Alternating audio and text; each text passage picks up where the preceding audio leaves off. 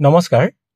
ইতিমধ্যে আমি পেপাৰে পত্ৰে হওক বা বিভিন্ন সাক্ষাৎকাৰতে হওক বা আমি ডাক্তৰ সুৰজিত গিৰি ছাৰৰ মুখতে হওক আমি শুনিছোঁ যে অসমত ছবিত বিষাক্ত সাপ আছে। কিন্তু নতুনকৈ অসমত আৰু এবিধ সাপৰ এতিয়া আবিৰ্ভাৱ ঘটিছে, বিশেষকৈ নামনি অসমৰ ফালে বা অসমৰ সীমান্তত। সেই সাপবিধৰ নাম হৈছে ৰাছেল ভাইপাৰ। এতিয়া কথা হ'ল কি, আমি বিভিন্ন সময়ত ছ'চিয়েল মিডিয়াত গম পাইছোঁ যে ৰাছেল ভাইপাৰে দংশন কৰিলে এজন ব্যক্তিৰ খুব তাৎক্ষণিকভাৱে মৃত্যু ঘটিব পাৰে। কিন্তু সেয়া প্ৰকৃততে সত্যনে? বা ৰাছেল ভাইপাৰ সৰ্পই দংশন কৰিলে এজন ব্যক্তিৰ জীৱন বচাব পৰা হয় নে নহয়, সেই গোটেই কথাখিনি আজি আপোনালোকক জনাবলৈ বিচাৰিছোঁ আমাৰ ডাক্তৰ সুৰজিত গিৰি ছাৰৰ এক বিশেষ অভিজ্ঞতাৰ পৰা। ছাৰে ফেচবুকত এটা পোষ্ট দিছিলে আৰু সেই কথাখিনিকে আপোনালোকলৈ আগবঢ়াইছোঁ। গতিকে আহকচোন আমি কথাখিনিৰ মাজলৈ যাওঁ। আঁঠুৱাখন তৰিবলৈ লওঁতেই ফোনটো বাজি উঠিল। তেতিয়া ৰাতি প্ৰায় 11:30 মান বাজিছিল। ছাৰ, মই ডাক্তৰ বিজয় চৰকাৰ, কোকৰাঝাৰ জিলা হাস্পাতালৰ পৰা কৈছোঁ। ৰাতি 7:30 মান বজাত সৰ্পদংশন হৈছিল এজন ব্যক্তিৰ, আৰু সেই সৰ্পই দংশন কৰা অংশত এতিয়া বিষ হৈছে, ফুলিছে আৰু দাঁতৰ আলুৰ পৰা তেওঁ তেজ ওলাইছে। ডাক্তৰ বিজয়ৰ কথা শুনি আঁঠুৱাখন বিচনাতে পেলাই বেলেগ এটা কোঠালৈ বুলি গ'লো। ৰোগীৰ লক্ষণ শুনি মোৰ গা বেজ বেজাই গৈছিল। দংশন হোৱা ভৌগোলিক স্থানৰ অনুসন্ধান কৰিবলৈ ডাক্তৰ বিজয়ক অনুৰোধ কৰোঁ। চিৰাং জিলাৰ খুংগ্ৰী বড়ো বজাৰৰ তেওঁ নিবাসী আছিল। মোবাইলতে অসমৰ মানচিত্ৰ উলিয়াই চালোঁ। বিগত কিছুদিন ধৰি বঙাইগাঁও আৰু চিৰাং জিলাৰ আশে পাশে ৰাছেল ভাইপাৰ উদ্ধাৰ হোৱাৰ খবৰবোৰ আমি সযতনে অসমৰ মানচিত্ৰত অংকিত কৰি থৈছিলোঁ। খুংগ্ৰী বড়ো বজাৰৰ আশে পাশে ৰাছেল ভাইপাৰ সাপৰ অৱস্থিতি দেখা পোৱা গৈছিল। ৰোগীৰ লক্ষণ আৰু ৰোগীৰ বসবাসস্থলীৰ ভৌগোলিক স্থানত ৰাছেল ভাইপাৰ সাপৰ অৱস্থিতি আদিয়ে নিশ্চিত কৰিছিল যে ৰোগীক ৰাছেল ভাইপাৰ সাপে দংশন কৰিছিল। লগালগ বিজয়ক ক'লোঁ, বিজয়, আপুনি 20টা এণ্টিভেনম তৎক্ষণাত প্ৰয়োগ কৰক। ইতিমধ্যে 4 ঘণ্টা পলম হৈ গৈছে, তথাপি আমি এবাৰ যুঁজ দিয়া উচিত। তাৰ লগতে আপুনি এডাল ৰাছেল ভাইপাৰ সাপৰ ফটো ৰোগীক দেখুৱাই সেয়াও নিশ্চিত কৰক। 4 ঘণ্টা পলম কৰি আহিছে, বিকৰ অৱস্থা বা কেনেকুৱা? তাতে মাজৰাতি অসমত এতিয়ালৈকে 4জন ব্যক্তিক ৰাছেল ভাইপাৰ সাপে দংশন কৰিছে। বঙাইগাঁৱৰ 3জন আৰু তেজপুৰ জিলাৰ বিগুৰি এলেকাৰ এজন কিশোৰ। তেজপুৰৰ জনক বাদ দি বাকী 3জন সুস্থ। তেওঁলোক সকলোকে ব্যক্তিগত চিকিৎসালয়ত চিকিৎসা কৰা হৈছিল। তেওঁলোকৰ চিকিৎসাৰ যি ব্যঞ্জন অৰ্থাৎ ট্ৰিটমেণ্ট ৰেচিপিজ ৰাষ্ট্ৰীয় প্ৰটকলৰ মতে কৰা হৈছিল। কিন্তু বঙাইগাঁও জিলাৰ 3জনৰে বৃক্কৰ কিছু সমস্যা হৈছিল যদিও ডায়েলিচিছ কৰাৰ পাছত তেওঁলোক বৰ্তমান সুস্থ।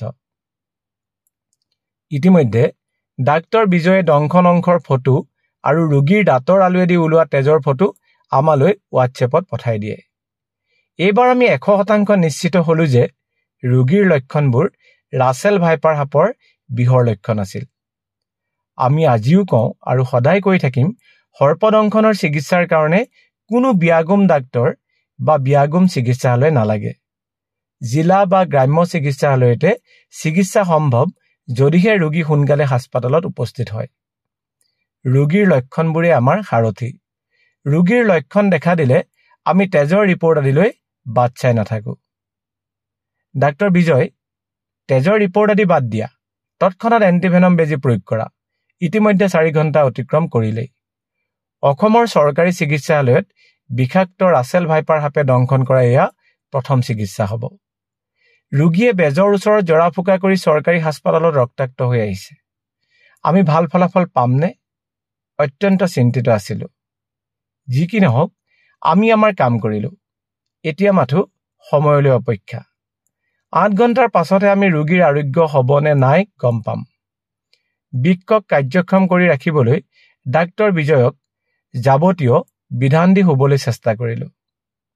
তেতিয়া সম্ভৱ ৰাতি 1:30 বাজিছিল। যদিও ৰোগী পলমকৈ আহিছে, আমি সুফল পাবই লাগিব। নহলে গাঁওখনৰ মানুহবোৰৰ অন্ধবিশ্বাসবোৰ গাঢ় হ'ব। অসমবাসীয়ে কিছুদিনৰ পৰা এই সাপডালক লৈ এনেই হৈচৈ কৰি আছে।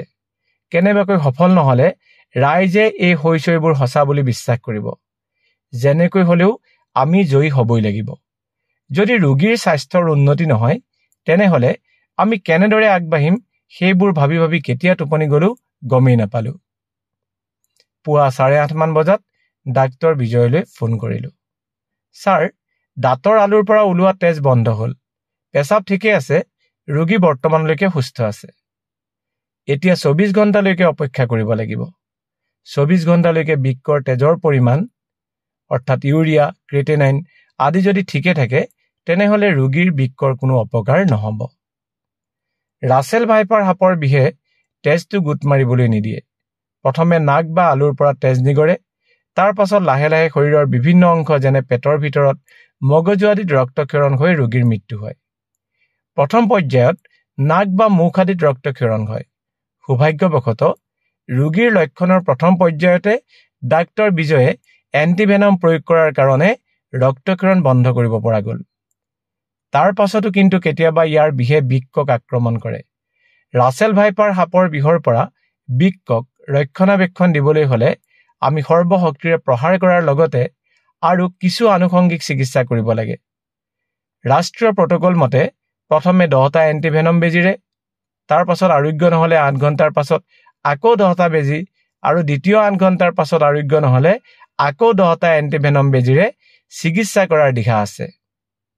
কিন্তু আমাৰ চিকিৎসা ব্যঞ্জন কিছু ভিন্ন। আমি আমাৰ বঙাইগাঁও, ধুবুৰী, কুকুৰাঝাৰ, চিৰাং আদি জিলাৰ চিকিৎসকৰ কাৰণে ৰাছেল ভাইপাৰ সাপৰ দংশনত একেবাৰতে 20টা এণ্টিভেনম বেজী প্ৰয়োগ কৰিবলৈ বিভিন্ন কৰ্মশালাত বিধান দিছো। আমাৰ চিকিৎসাৰ ব্যঞ্জনত 8 ঘণ্টাৰ পাছত ৰোগীৰ স্বাস্থ্যৰ উন্নতি নহলেহে আৰু 10টা এণ্টিভেনম বেজীৰ কথা ভবা হয়। কিন্তু এই ৰোগীৰ ক্ষেত্ৰত প্ৰথম 20টা এণ্টিভেনম বেজীতেই অতি বিষাক্ত ৰাছেল ভাইপাৰ সাপৰ বিষ নিষ্ক্ৰিয় হয়। 48 ঘণ্টাৰ পাছত ডাক্তৰ বিজয়ৰ পৰা খবৰ আহিল ৰোগী ঘৰলৈ যাবলৈ প্ৰস্তুত হৈছে। অসমৰ বিভিন্ন মাধ্যম আদিত প্ৰকাশ পোৱা বিভিন্ন ভুল কথাবোৰ যেনে ৰাছেল ভাইপাৰ সাপে দংশন কৰিলে ৰোগীৰ কেইছেকেণ্ডৰ ভিতৰত মৃত্যু অনিবাৰ্য, এই বিষাক্ত সাপৰ বিষৰ চিকিৎসা নাই আদি কথাবোৰ ভুল বুলি প্ৰমাণ কৰাৰ বাবে আমি ৰোগী, ডাক্তৰ বিজয় আৰু সেই ৰাতি কৰ্মৰত সকলো স্বাস্থ্যকৰ্মীক ধন্যবাদ জ্ঞাপন কৰিছো। বৰ্তমান সময়ত অসমৰ 4খনমান জিলাত দেখা পোৱা বিষধৰ ৰাছেল ভাইপাৰ সাপ ভৱিষ্যতে সমগ্ৰ অসমত বিস্তাৰিত হ'বনে নহয় সেয়া আমি নাজানো। কিন্তু আমি আমাৰ গ্ৰাম্য আৰু জিলা চিকিৎসালয় চৰকাৰী চিকিৎসকসকলক এই সাপৰ বিষ নিষ্ক্ৰিয় কৰিবলৈ সাজু হৈ আছো বা তেওঁলোকক সাজু কৰি ৰাখিছো। ৰোগী সম্পূৰ্ণৰূপে আৰোগ্য হোৱাৰ থল আছে, কিন্তু তাৰ বাবে লাগিব আপোনালোকৰ সহযোগিতা। যিকোনো সৰ্পদংশনত দংশন অংশটো যিমান সম্ভৱ লৰচৰ নকৰাকৈ ওচৰৰ চৰকাৰী গ্ৰাম্য চিকিৎসালয়ত ভৰ্তি হওক। আপোনালোকক সহায় বা দিহা পৰামৰ্শ দিবলৈ আমি সদায় প্ৰস্তুত। আমাৰ লক্ষ্য অসমত সৰ্পদংশনত শূন্য মৃত্যু। ৰাছেল ভাইপাৰ সাপৰ বিষক নিষ্ক্ৰিয় কৰা ডাক্তৰ বিজয় অসমৰ প্ৰথম চৰকাৰী চিকিৎসক। এনেকুৱা এটা জটিল ৰোগী ডাক্তৰ বিজয়ে চিকিৎসা নকৰি ৰেফাৰ কৰি দিব পাৰিলেহেঁতেন, কিন্তু তেওঁ মাজ ৰাতিখন যুঁজ দিয়াৰ সিদ্ধান্ত লয়। আপোনালোকে ডাক্তৰ বিজয় আৰু তেওঁৰ সহযোগীসকলক অভিনন্দন নিদিবনে? উৎসাহিত নকৰিবনে?